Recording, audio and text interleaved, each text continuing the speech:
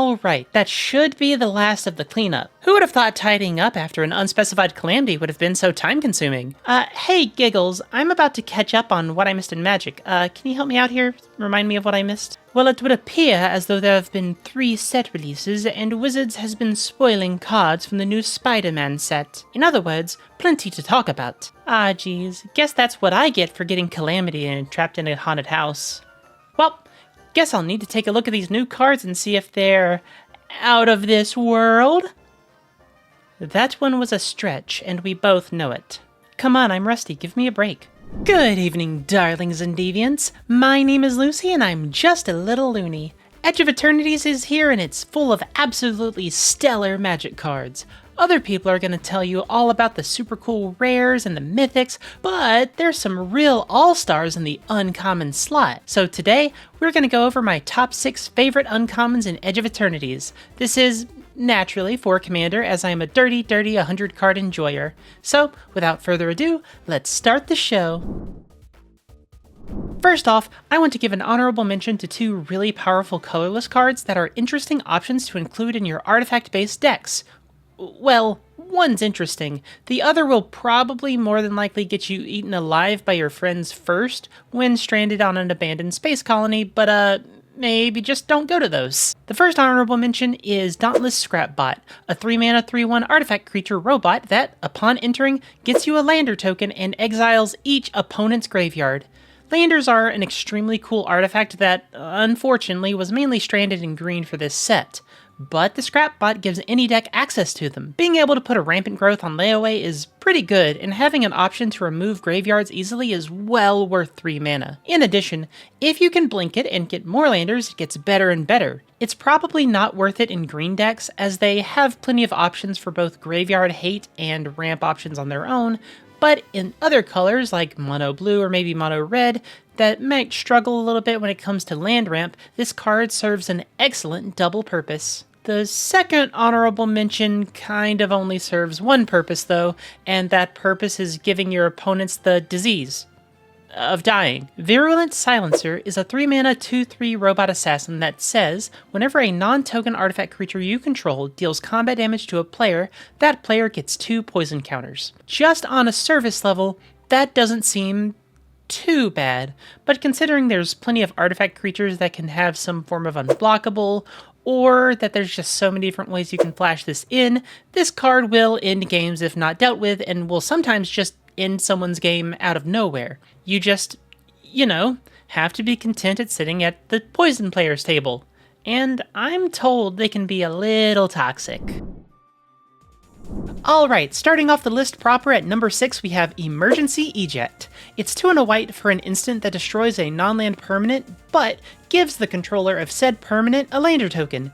This card is interesting, as we all know Stroke of Midnight is a pretty okay removal spell in white already. You would probably rather play Path or Swords, but it's a decent third option. I think Eject is a little bit better, however, because giving an opponent a lander has less repercussions on average than a creature. Sure, it's just a 1/1, but if a creature deck can leverage it, you'll be in dire straits.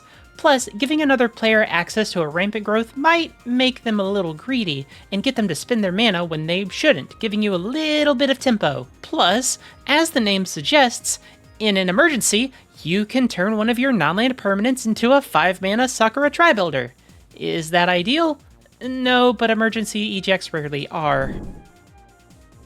Next up is Atomic Microsizer. For 1 blue, you get an equipment that, for 2 mana, can equip to a creature and give it +1/+0 and a pretty nifty ability.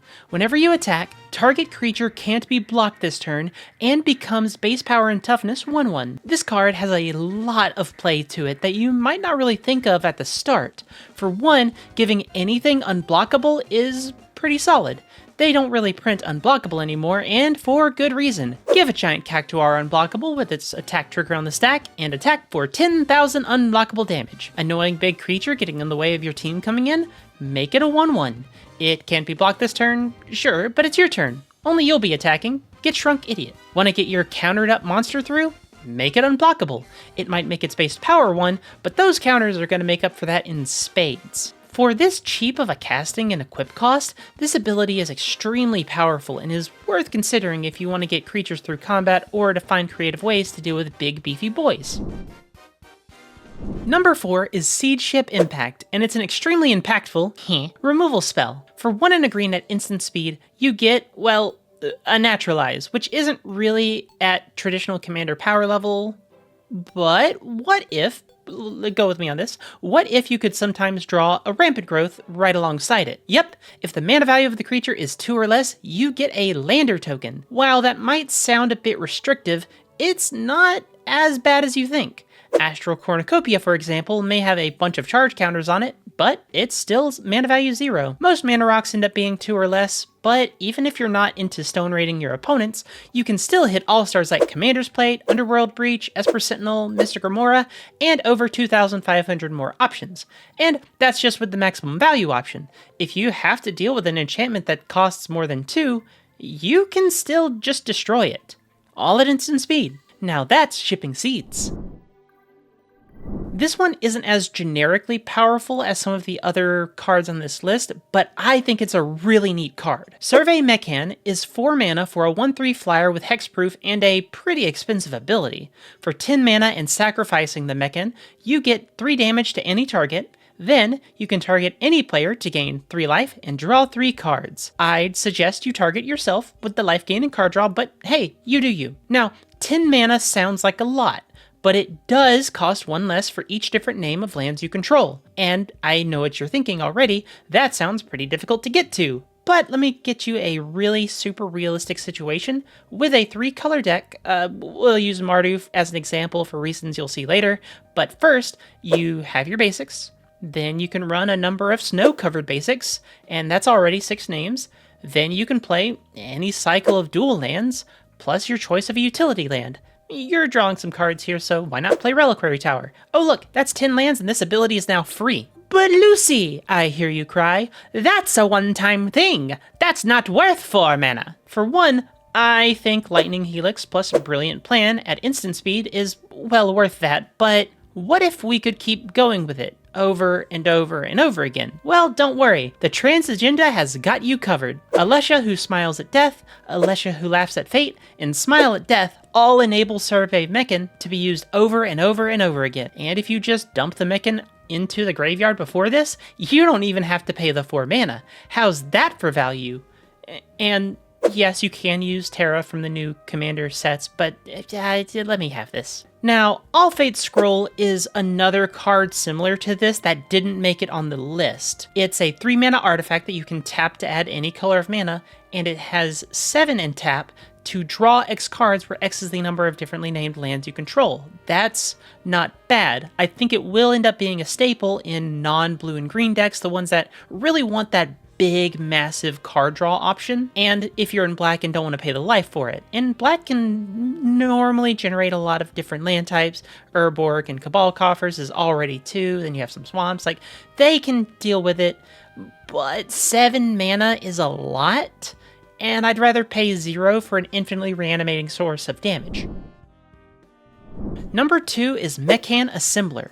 For 4 and a blue, you get a 4/4 Robot Artificer with, whenever another artifact you control enters, create a 2/2 colorless Robot Artifact creature token. This ability triggers once each turn. Now, upon my first read, I thought it was a little interesting, maybe good for some artifact blink shenanigans, but then I read the card again. Whenever another artifact you control enters. If you'll notice, the word non-creature isn't anywhere on that card. So if you have an effect that can make artifact tokens on other people's turns, from a Trail of Discovery to a Gold Saucer to a Smothering Tithe, you can make 3 robots on each circle of the table, and that can be extremely powerful in the right deck. This card isn't necessarily the most powerful one on the list, but I think it has the most flexibility and can just supercharge some tokeny artifact decks. Finally, at number 1, we have Starfield Shepherd. For 3 and 2 white, you get a 3/2 angel with flying that can tutor up a 1-mana creature or a basic plains. Now, if this effect was only at 5 mana, I probably wouldn't be talking about it that much. White has much better tutors for this sort of thing. But this one has warp. Warp, if you don't already know, is an alternate casting cost that lets you play the creature for a turn, then exile it at the end step. Notably, it doesn't have haste, but you could station spacecraft, crew vehicles, and most importantly, give it a cheaper usage of the card. And honestly, this tutor effect on 2 mana is extremely amazing. Just in mono white, like not even going into other colors, we have a super wide variety of targets. If you want protection, you can get Mother of Runes, Giver of Runes, or Skrelv. If you're in Soul Sisters, you can go get your Soul Warden, Soul's Attendant, or a Serra Ascendant. If you just want mono-white powerhouses, you can get Esper Sentinel, Ocelot Pride, or Hatsune Miku. On top of all of that, it can get a basic plains, so you won't be missing a land drop. And keep in mind, all of those suggestions that I just listed are just in mono white. If you play this card in other color combinations, the possibilities are as endless as eternity. So those were my top 6-ish uncommons from Edge of Eternities. This set overall is extremely pushed, and I can't wait to see how people use them in decks. Don't forget about these as we start traveling to universes beyond. We still have an entire edge of our own multiverse to run around in. If you want to see me play with some of these, tune in over on my Twitch channel on the weekends, typically around 1 PM EST.